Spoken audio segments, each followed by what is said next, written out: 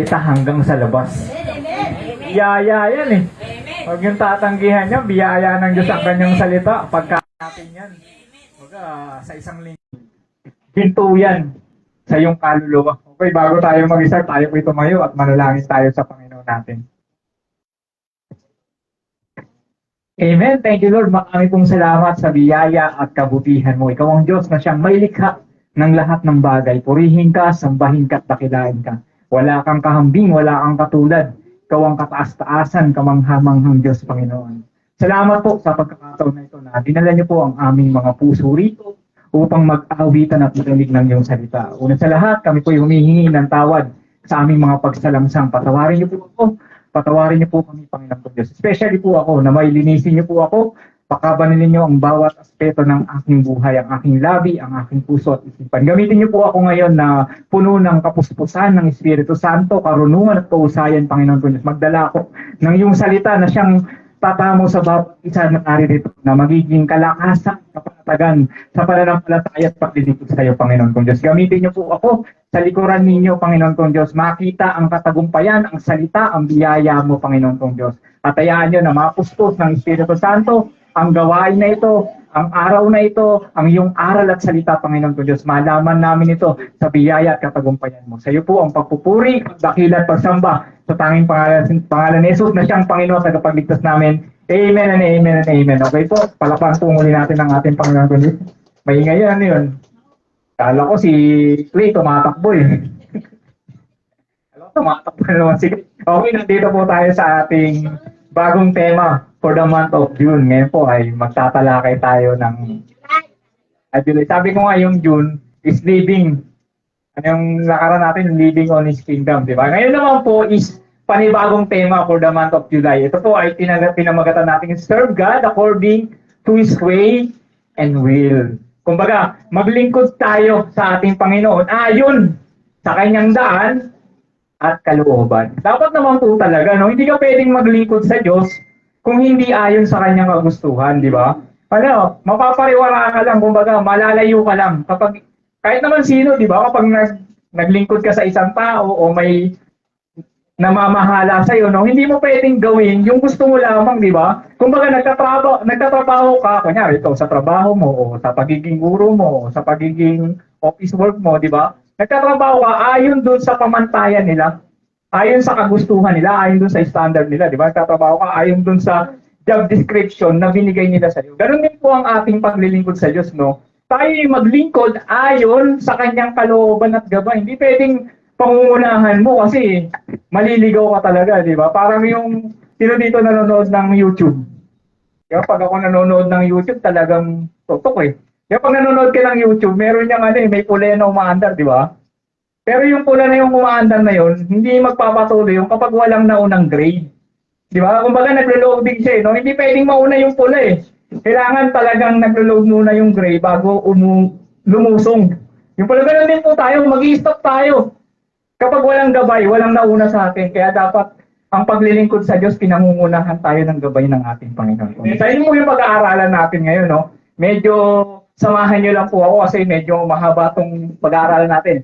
Kwento po kasi ito sa Lumang Testamento at marami tayong babasahin sita. Sana po samahan niyo po ako na pag-aralan po natin ito. Pero maganda po ito. Sana malibang po tayo sa aral na ito. Okay, ito tayo po ito ngayon. Sabi po dito sa Mga Bilang, chapter 13, verse 1 to 3. Sabi po dito, at sinalita ng Panginoon kay Moises na sinasabi, magsugo ka ng mga lalaki na makakapaniktik sa lupain ng Kanaan na aking ibibigay sa mga anak ni Israel.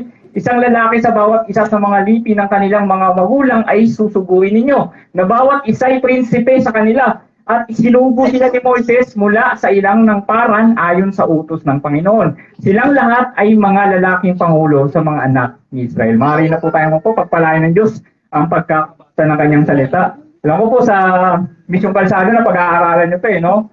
Ano kayo, di ba? Sunod-sunod na chapter. Siguro nadaanan nyo na to. Ito pong istorya na ito para hindi po tayo, maging aware po tayo sa kwento. Ito po yung time kung saan nasa labas na sila ng Kanaan. Ito po yung Kanaan na ipinangako ng Diyos sa mga Israelita na galing Ehipto, na dinala ni Moses, na dadalhin sila sa lupain na pulot gatas, honey and milk. Ito daw po yung talagang mabuting lupa, magandang tirhan ng bawat tao po. Ito po yung pinangako sana yung Kanaan. Kaya sabi ng Panginoon, nandun na sila sa labas eh.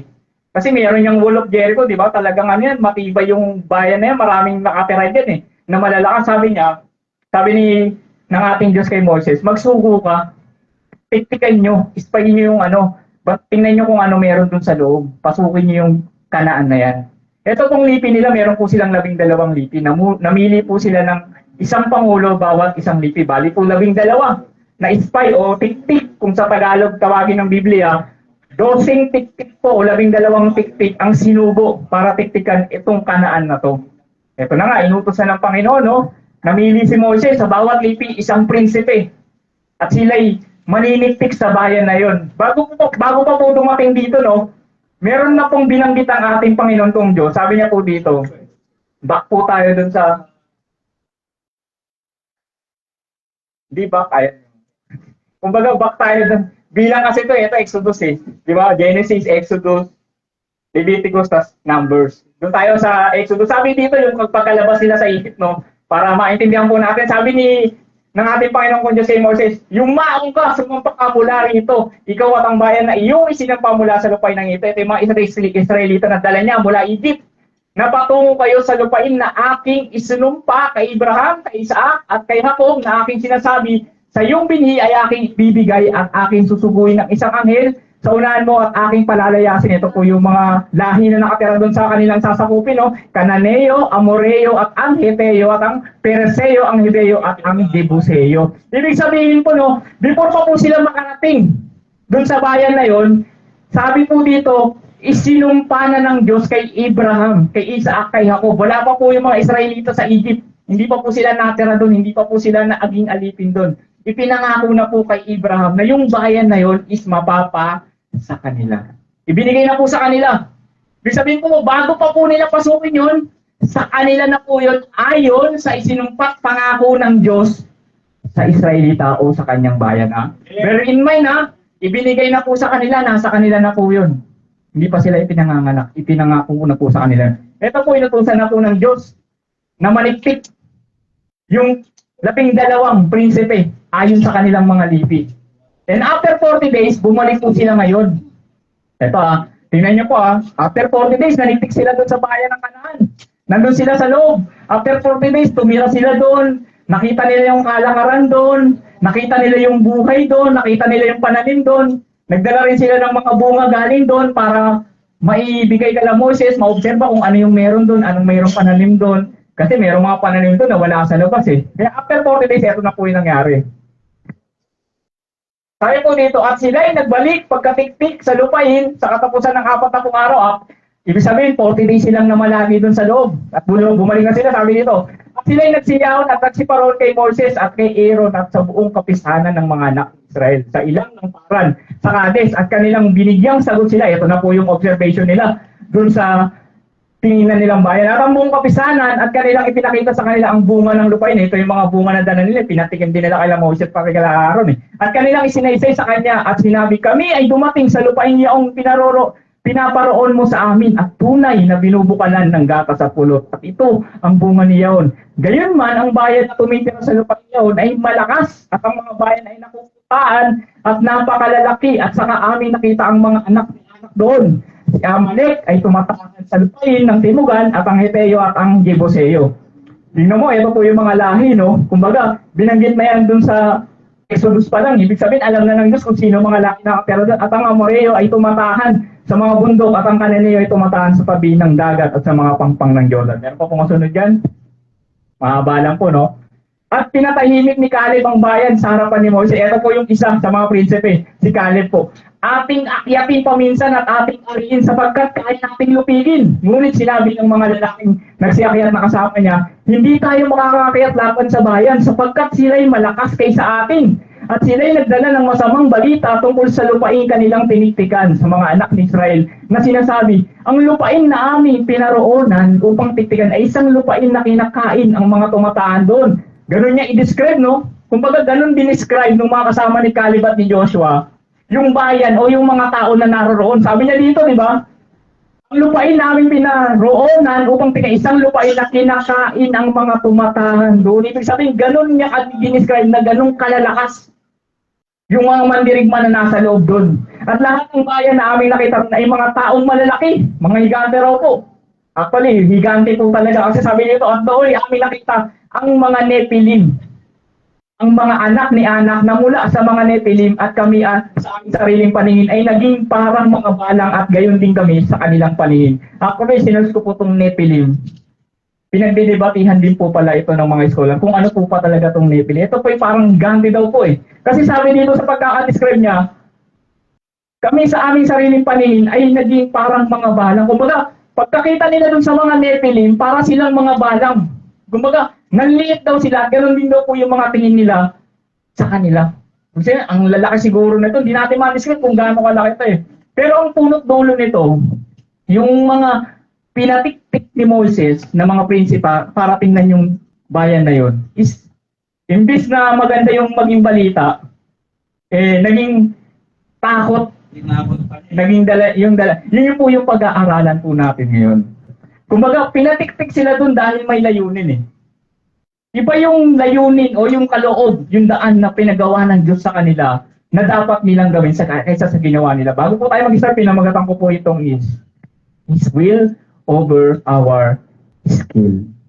Wala pong papantay sa kaloob ng Diyos. Di ba kahit gaano ka kagaling, kahit gaano ka kahusay, di ba kahit gaano ka kayaman, may hangganan yan eh. Hindi mo kayang pantayan yung kalooban ng Diyos. Walang mas bubuti sa kalooban ng Diyos. Kasi sila umayon sila ayon dun sa kanilang mga angking lakas, angking galing. Ganun din po tayo minsan, di ba? Kahit po tayo may Diyos, kahit po tayo nagtitiwala sa Diyos, may mga punto kung saan mas inaasahan natin yung sarili nating kakayahan. Di ba? Mas nagtitiwala tayo dun sa mga sarili nating kaalaman. Nalililimot natin yung kalooban niya o yung kanyang gabay na masigit sa anumang meron tayo. Ang lahat po ng meron tayo, may hangganan po yan. Kahit gaano po kataas yung tingin mo sa sarili mo, may hangganan po yan. At hindi pwede niyang mapantayan yung kabutihan o yung kayang gawin ng kalooban ng Diyos sa buhay.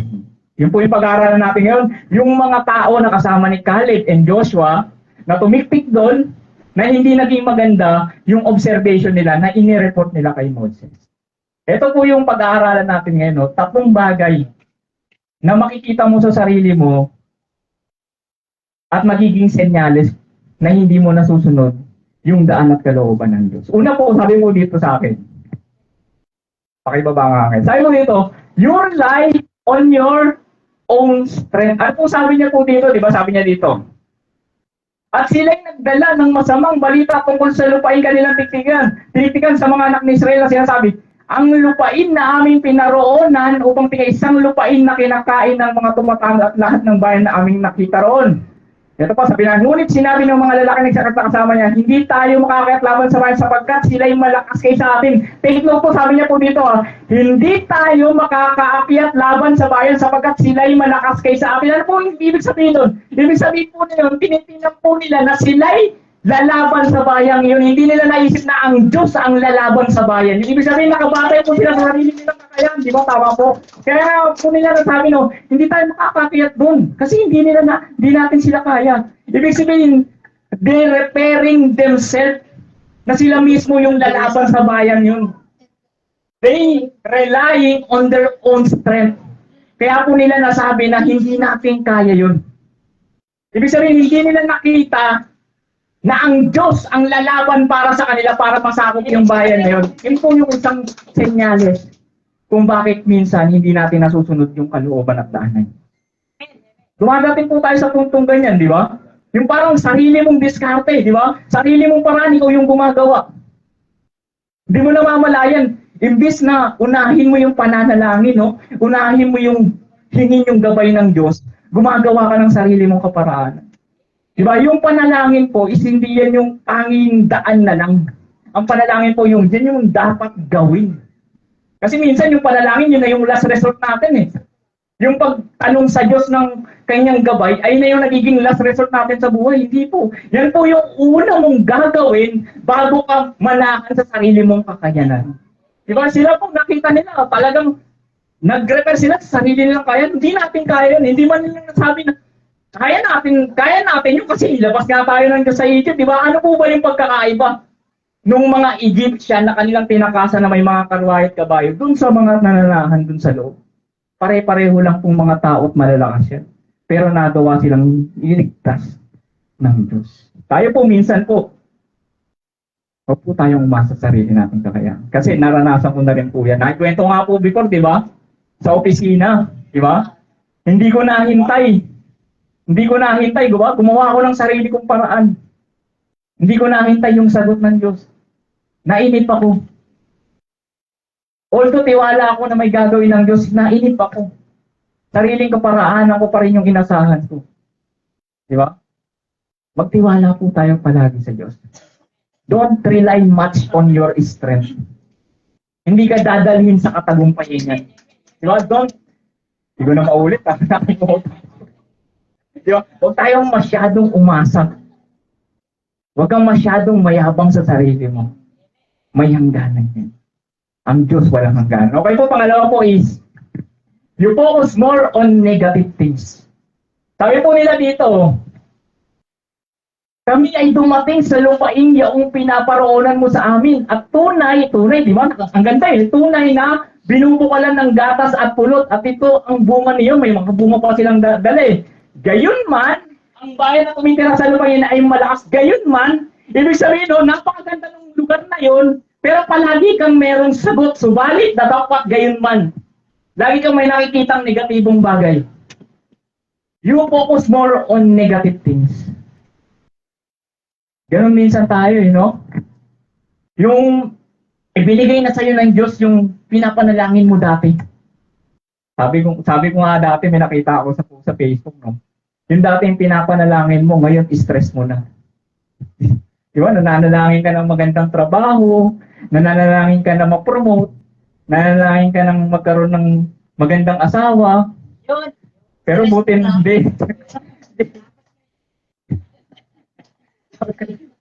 Di ba? Hindi. Ibig sabihin yung iba. Kasi ako nasagot ka sa akin Di ba? Sabi ko dati, nung answer prayer.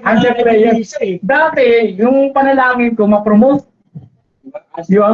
Nung na-promote, ayun na, pinagkaloob na ng Diyos, puro reklamo ka na. Di ba? Si Adrian, puro prayer niya, bagong trabaho ngayon. Di ba ibig sabihin? Nung nandun ka na sa kasagutan, nandun ka na sa kalooban, daan ng Diyos, nakita mo na yung mga bagay na hindi mabubuti. Hindi mo ina-appreciate yung kabutihan ng Diyos na nasa iyo yun.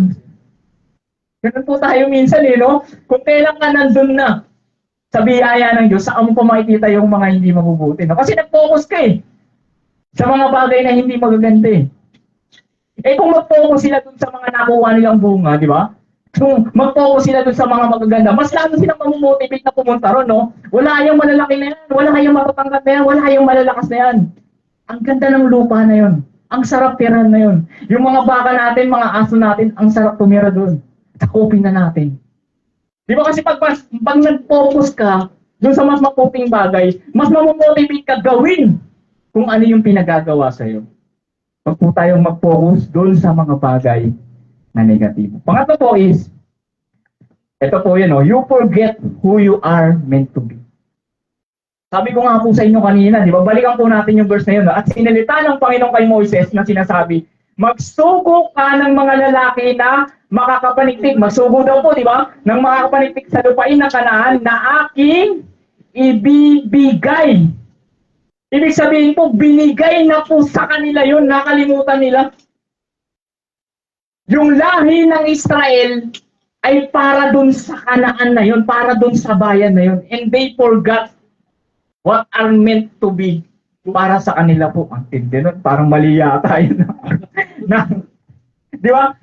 Minsan po sa sobrang asa mo sa sarili mo, nakakalimutan mo na kung para saan ka ba talaga namubuhay. Ayun po sila po, pinasugo sila doon para ibigay po yung bayan na yun para sa kanila. Mismong sa Panginoon ng galing na aking ibibigay sa mga anak ni Israel. They are meant to be na tumira doon sa bayan na yun.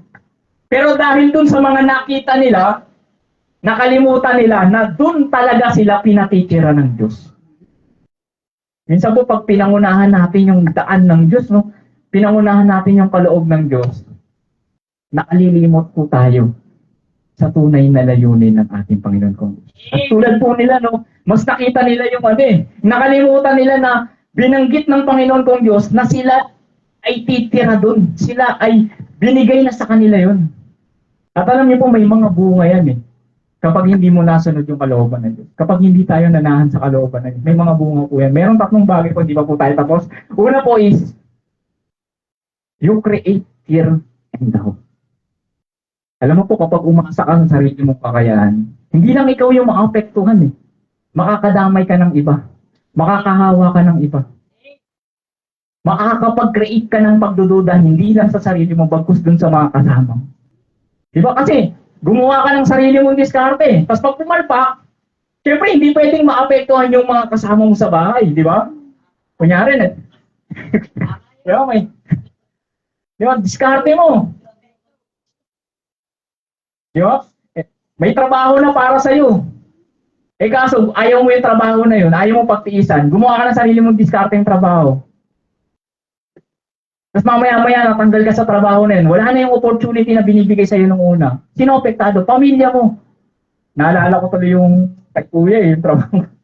Di ba? Meron na Meron ng trabaho pero mas ginusto mo yung isa Di ba? Maapektuhan lahat. You create fear and doubt. Ito po yung example po niya, no? Ito, nung narinig nila yung balita ng 10 tik-tik tungkol dun sa tiniktikan nilang bayan, yung mga Israelita po nalungkot, nalumbay. At sabi nila dito, at ang buong kapisanan ay naglakas ng kanilang tinig at umiyaw. At ang bayan ay umiyak ng gabing yaon at inupasala. Kumbaga, nagreklamo sila ng lahat ng mga anak ni Israel, si Moises at si Aaron. At sinabi sa kanila ng buong kapisanan, nangamatay na sana tayo sa lupain ng Ehipto o kaya'y nangamatay na sana tayo sa ilang night. Ano po yung nagawa ng 10 tik-tik po na yun? Hindi lang po sila yung nangatakot. Kahit po yung buong bayan ng Israelita na hindi nakarating sa bayan na yon, nagkaroon na rin po ng takot at pagdududa. Baga lahat sila alam nila na yung bayan na yon ibinigay na ng Diyos sa kanila.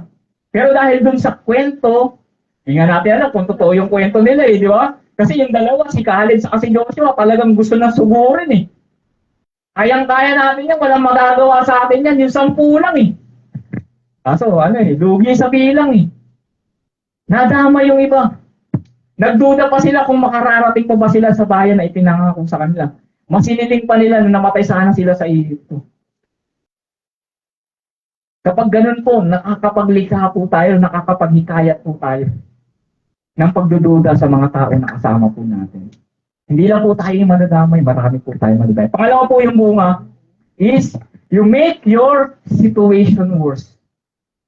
Marami na po yan, di ba? Pag ikaw umilos ka ayon sa sarili mo, minsan mas napapasama Di ba? Mas nalalagay sa alanganin yung sitwasyon mo Imbis na mapabuti, lalong nalagay sa alanganin. Gumawa ka ng sarili. Sarili kong diskarte to. Ako naman na-apektuhan ito Pero hindi, damay lahat. Di ba? Ayun, ako nakita ng post sa Facebook, no? 3 sign na may functional depression ka na. Ano pa itong post na ito, tinuturuan ng tao na maging depression? Functional ka na, tapos depression pa? Di ba parang, actually dito you focus more on negative things. Parang nakita ko siya, sabi ko na, nakalarma ako dun sa post, nakalagay doon na, functional ka but you feeling empty. Tatlo, nakalimutan ko lang yung iba Parang gusto niyang sabihin na although functional ka, hindi mo nakikita depressed ka daw. Sabi ko, ano ba tong mga post na to? Mas tinitingnan, yung mga negatibong bagay. Kaya nga dun sa mga comment, tingnan ko, ang dami rin mga comment doon na sumasang-ayon sa post niya na ganyan din nararamdaman ko. Pero may mga iilan na hindi mo mararamdaman yan kapag meron kang Diyos. Kahit na araw-araw ka nahihirapan sa buhay, hindi mo mararamdaman yan kung meron kang Diyos na pinapanalangin. Yung 3 sign na may functional depression ka na. Kaya minsan maingat po tayo sa pagbalagtas ng Facebook, no? Kasi minsan tinuturuan tayo magano yan. Balagtas. Magano ba? Mag-scroll. Oo, tama yun. Kung ano yung pumapasok sa ano paglalakbay Kung ano yung pumapasok sa ano Kasi minsan tinuturuan tayo maging malungkot kahit masaya tayo, di ba? Parang ito, no? Functional daw siya, nagagawa ng maayos yung trabaho, nagagawa ng maayos yung pagiging magulang, magiging kapatid mo. Pero empty ka daw, malungkot ka daw. Parang ikaw, syempre, na nagagawa mo nga ng tama, katukuhan naman minsan na hindi ka makaramdam ng lungkot, di ba? Lalo, nagagawa mo nga ng tama ang lahat, pero wala kang pera, di ba? Malulungkot ka pa rin. No? Tapos sasabihin sa'yo, depressed ka, wala kang pera. Parang pag sinasabi na hindi kayang i-fulfill ng Diyos yung depression mo. Parang yung sinasabi ng mundo na hindi kayang ng Diyos na sagutin yung depression mo. Kaya po tayo, mag-ingat po tayo. Kasi minsan, kapag mga gawa na ayon sa sarili mong kaalaman, mas napalalala po niyan yung sitwasyon. Ito po yung pinakamalala yung pangatlo po. You distance yourself from grace.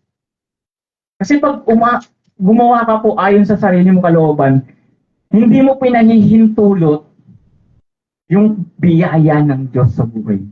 Kasi ikaw nga mismo kumikilos, no? Hindi mo hinahayaan na magtagumpay yung biyaya ng Diyos sa buhay mo. You distance yourself from grace. Sabi po dito, at ang mga lalaki, alam mo niyo po nangyari doon sa 10 tiktik.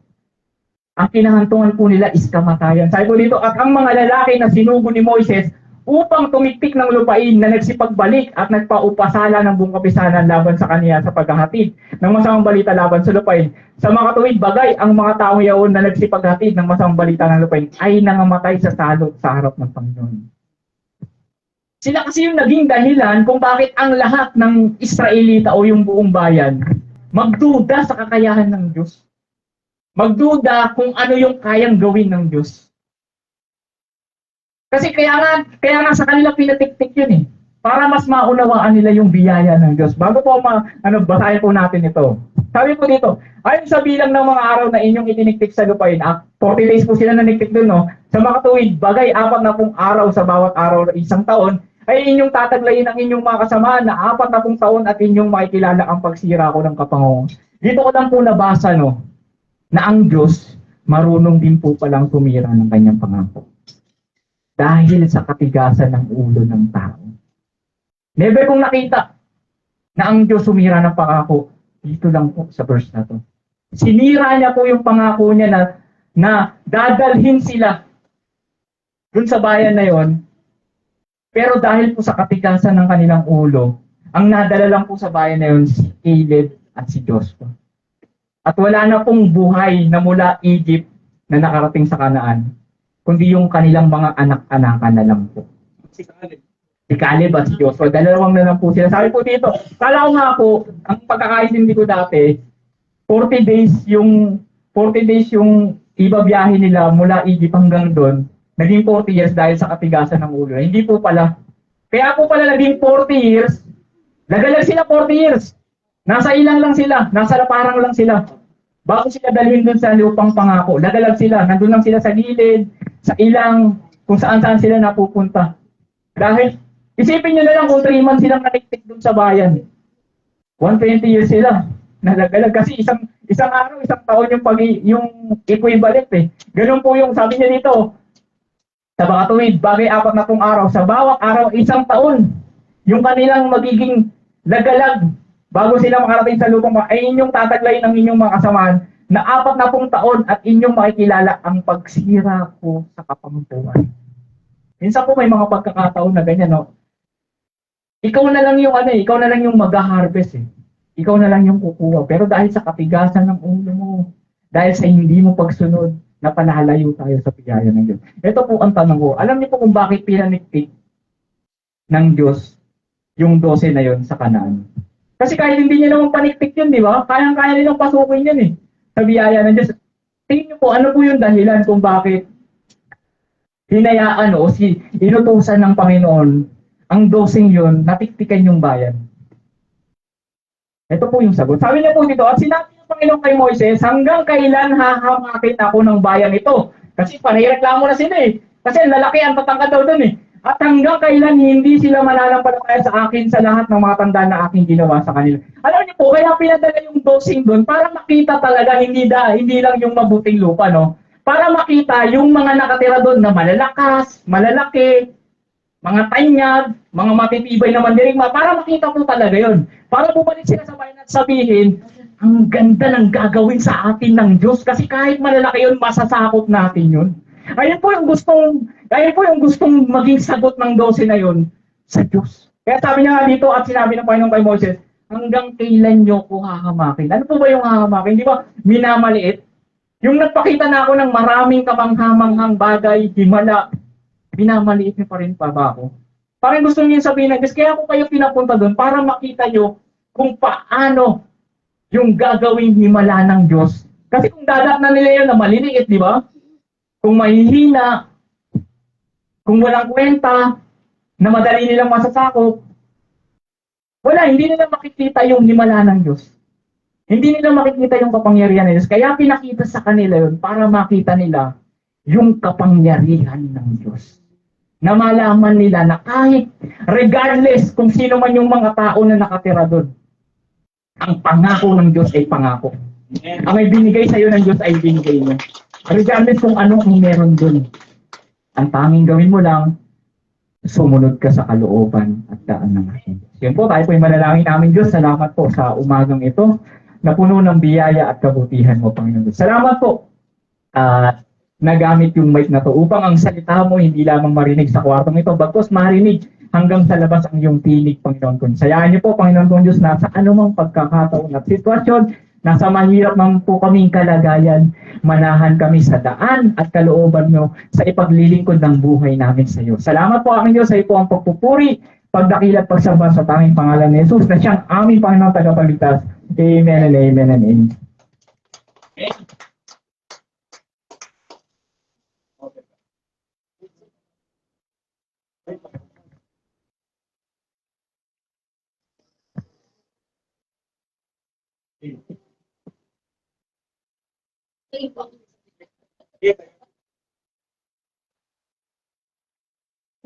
Yes, tayo lahat at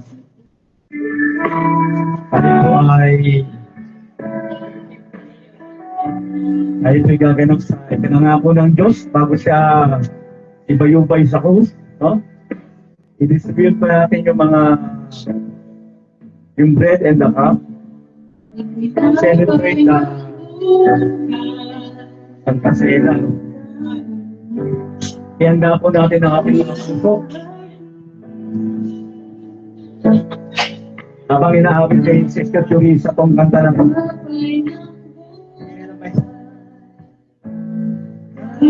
mo makipag-isa. Palayan po ng ating ilang Diyos ang salitang pinagsaluhan natin yun. Napakaganda, no?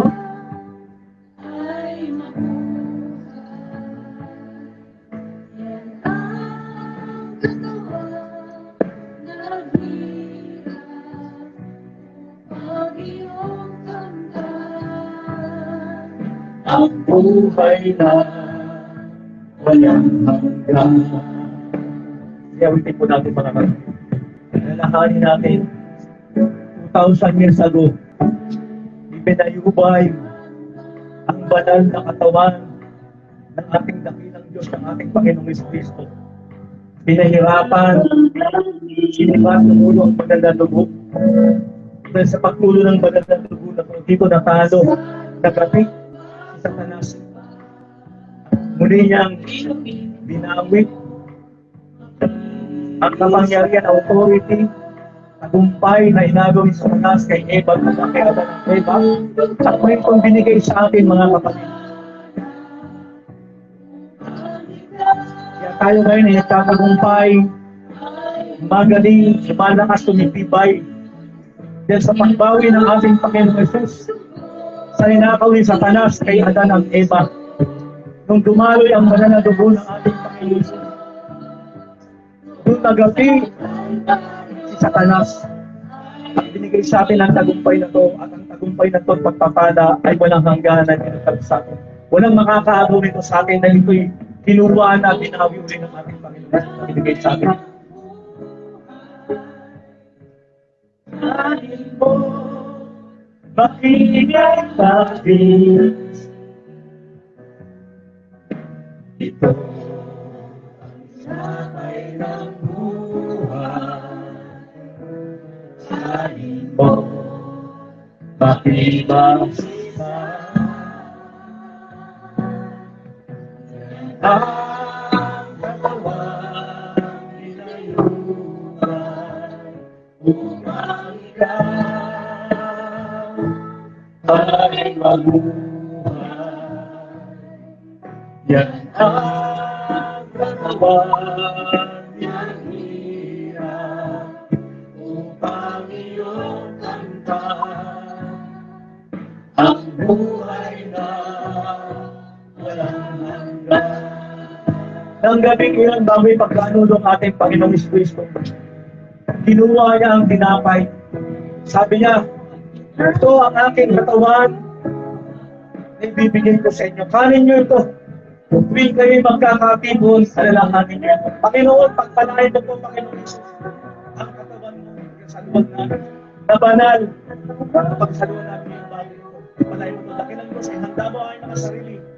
Dakilang Diyos, patawarin mo ay makasalaan.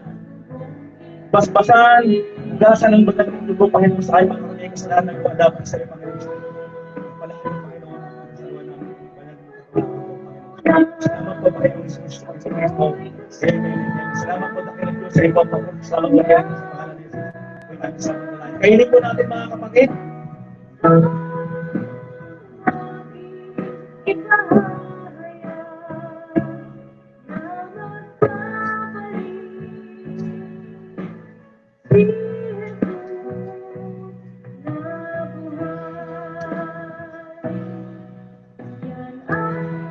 Kunin po natin ang kalis at itaas po natin. Hanggang nga bago sila magkakipon, ang sabi niya, gawin mo ito, hindi kayo magkakatipon, kayo alaala ko sa akin. Ito ang kalis ng aking loob na ibibigay sa inyo. Hindi kayo magkakaitan, inumin niyo ito.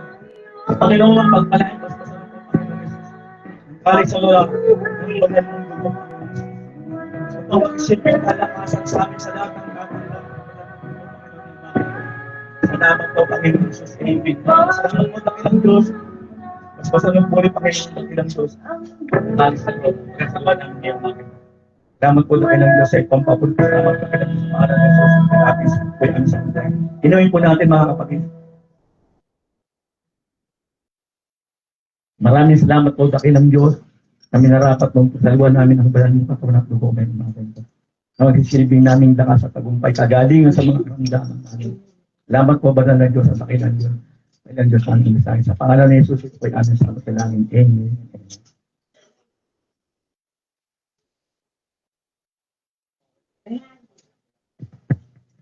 Ngayon naman po ay dadako tayo sa pagbabalik ng mga biyaya na pinagkaloob sa atin ng ating Panginoon.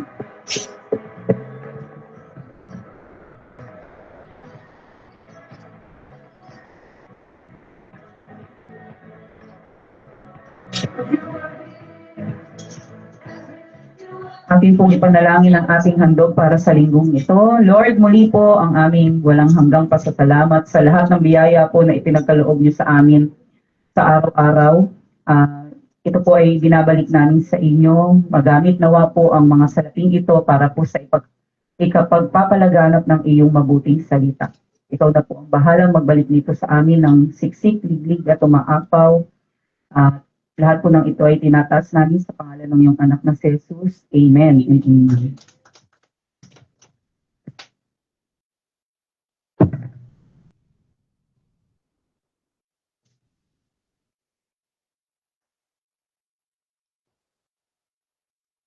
Tayo na manalangin.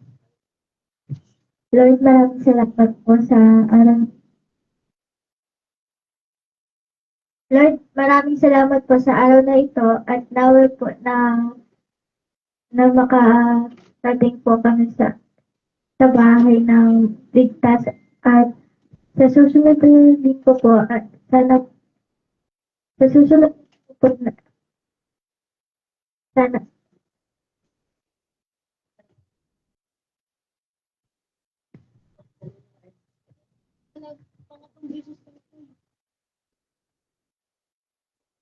Lord, maraming salamat po sa araw na ito at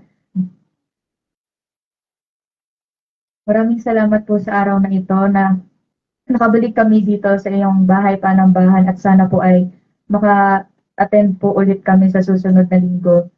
At pagpalain mo po ang aming kakainin sa araw na ito. Amen.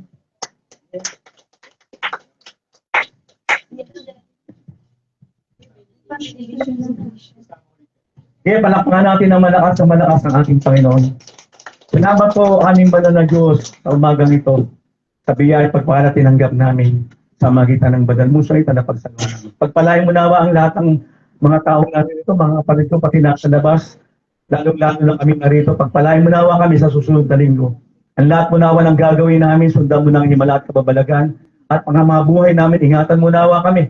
Sa buong isang linggong ito, pamumuhay namin, pagpasok, pag-uwi namin sa trabaho, nawa lagi kayong makarating sa aming trabaho ng ligtas at payapa sa pakiingat mo, dakilang Diyos. At nawa lagi namin maratnan ng aming pamilya, aming mga mansabuhay, aming tahanan, ligtas at payapa, galing kami sa trabaho. At nawa, dakilang Diyos, muli mo kaming ibalik rito sa susunod na linggo na taglay-taglay ang biyaya, pagkapala, tagumpay at pag-iingat mo, dakilang Diyos sa mga langit. Muli po namin ibinabalik sa iyo ang lahat-lahat ng papurit pasalamat, sa iyo lamang ang papurit pasalamat, dakilang Diyos, sa pangalan ni Jesus. Ito po ay samot na naming pasalamat. Amen! Amen! Amen!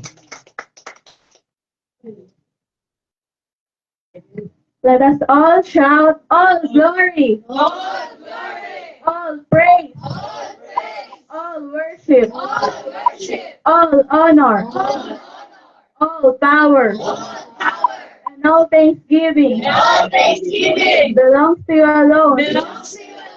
Jesus Christ.